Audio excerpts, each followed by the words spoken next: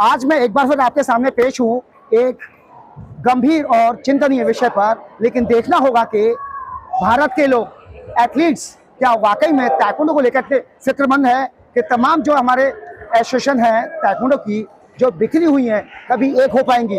इसी विषय को लेकर मैं बरेली में जो राष्ट्रीय ताइक्वांडो प्रतियोगिता हो रही है उसमें हमारे विशेष मेहमान जो महासचिव हैं प्रभात कुमार शर्मा मौजूद है, उनसे हम सीधे जानकारी बात करेंगे। सर, आपका बहुत बहुत स्वागत। नामदेव में खिलाड़ियों को लूटने की जो कूटनीति चली है वो आज ही बरसू जारी है, क्या इस पर कभी विराम लग पाएगा? निश्चित तौर पर लगेगा। और जैसा कहावत है, ईश्वर के घर देर है अंधेर नहीं है। अंततः झूठ को हारना ही पड़ा जी। जो माननीय उच्च न्यायालय दिल्ली ने जो फैसला दिया जी जी, उसमें सारी बातों का उल्लेख है जी। और अंततः झूठ पर से पर्दा न्यायालय के आदेश के द्वारा उठा जी। लेकिन मैं इसमें एक छोटी सा बताना चाहूँगा कि भारत सरकार का नियम है और भारत सरकार के इस नियम को गवर्नमेंट ऑफ इंडिया के साथ साथ उच्च न्यायालय दिल्ली भी मानता है।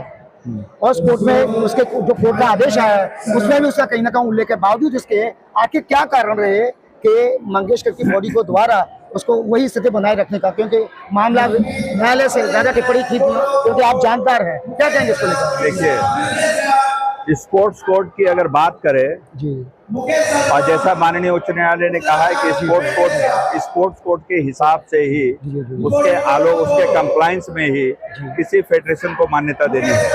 तो मैं आपको बता दूं, आज की तिथि में कोई भी नेशनल फेडरेशन जो 4 हैं अभी जी, 3 TFI और 1 इंडिया ताइक्वांडो, कोई भी स्पोर्ट्स कोर्ट के हिसाब से एलिजिबल नहीं है, इंक्लूडिंग हमारा। मैं भी बता रहा हूँ, मेरा भी एलिजिबल नहीं है। ठीक है, गवर्नमेंट ऑफ इंडिया से रिकॉग्निशन लेने की।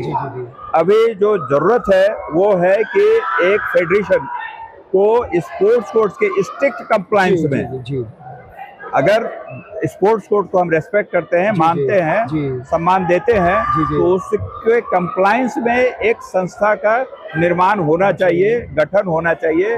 चाहे वो संस्था TFI हो, चाहे वो संस्था इंडिया ताइक्वांडो, चाहे वो संस्था ताइक्वांडो इंडिया हो, जिसको कि ताइक्वांडो फेडरेशन ऑफ इंडिया के लोगों ने ही गठन किया था। ये दुर्भाग्य है कि IOA ने उसका अनापत्ति नहीं दिया, अदरवाइज आज ये समस्या नहीं होता। ये IOA की वजह से हुआ। जब TFI के लोगों ने ऑलरेडी बना लिया था तो फिर IOA को इसमें हस्तक्षेप नहीं करना चाहिए था। एनीवे, जो हो गया हो गया। आज की तिथि में एक सही फेडरेशन जिसका लीगल स्टेटस हो, मतलब जिसके पास रजिस्ट्रेशन सर्टिफिकेट हो, तो आज वो किसी के पास नहीं है। ना मेरे पास है, ना इंडिया ताइक्वांडो के पास है, उसके पास भी रजिस्ट्रेशन सर्टिफिकेट नहीं है, ना मंगेशकर के पास है, उसके पास भी नहीं है। और जिनके पास है उसके पास स्टेक होल्डर नहीं है। जिमी सर के पास है तो उनके पास मेंबर ही नहीं है स्टेट ओलंपिक। वो आज से 25 साल 30 साल पहले बाहर हो चुके हैं, 25 साल पहले ही बाहर हो चुके हैं, तो वो out of the main stream है, आउट ऑफ द फ्रे है। तो आज के डेट में TFI इंडिया ताइक्वांडो कोई एलिजिबल नहीं है इसे।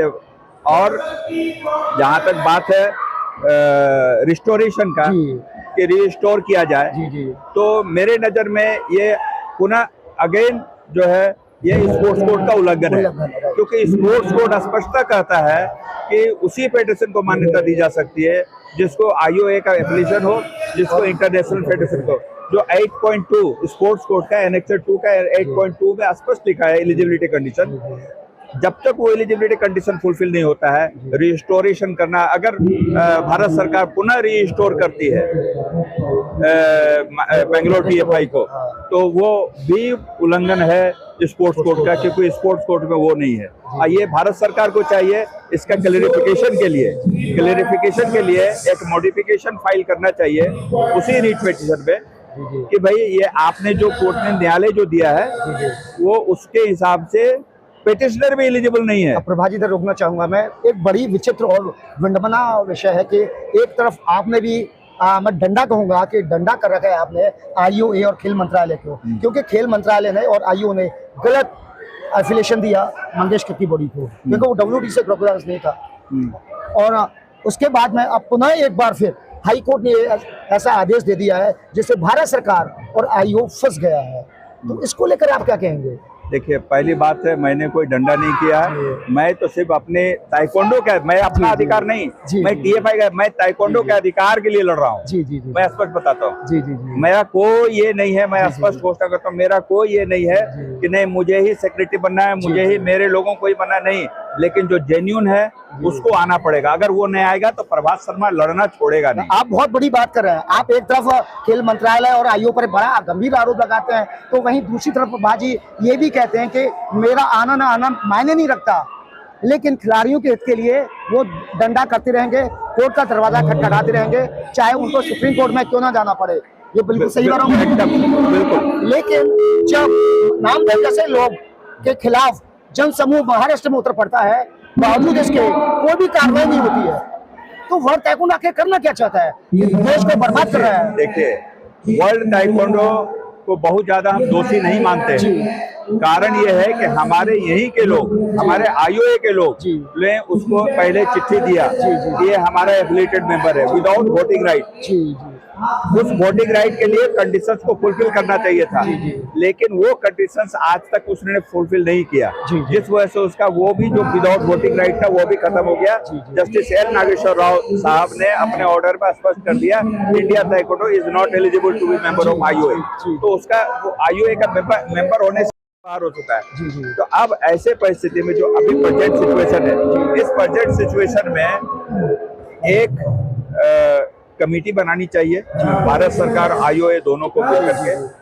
और 2019 में जब एडॉक कमेटी बनाया गया था, उस वक्त जितने भी स्टेट ओलंपिक से एफिलिएटेड जेन्युइन स्टेक होल्डर जो स्टेट लेवल पर हैं, उन्हीं लोगों को इकट्ठा करके उन्हीं का इलेक्टोरल कॉलेज बना करके इलेक्शन करा देना चाहिए। उसमें मैं ये नहीं बोल रहा हूँ कि मेरे मेंबर्स को करना है, मैं ये भी नहीं बोल रहा हूँ कि TFI बेंगलोर के मेंबर्स को करना है। मैं ये बोल रहा हूँ निष्पक्ष होकर कि जो स्टेट ओलंपिक से एफिलिएटेड थे, आप उसके हिसाब से आप इंडिया ताइक्वांडो ये जो भी एलिजिबल फेडरेशन होगा जिसका लीगल स्टेटस होगा उसका आप इलेक्शन करा दें और इसी से इस समस्या का समाधान होगा। नहीं, सबसे बड़ा सवाल प्रभा जी ये है कि जिस तरीके से खिलाड़ियों को दुधारू गाय की तरह मथा जा रहा है, चाहे प्रभात कुमार शर्मा की बॉडी हो, चाहे मंगेशकर की बॉडी हो, और इंडिया ताइक्वांडो के तथाकथित मठाधीश नामदेव ने तो अति कर दी है, तो इसके लिए जिम्मेवार भारत सरकार और IOA है।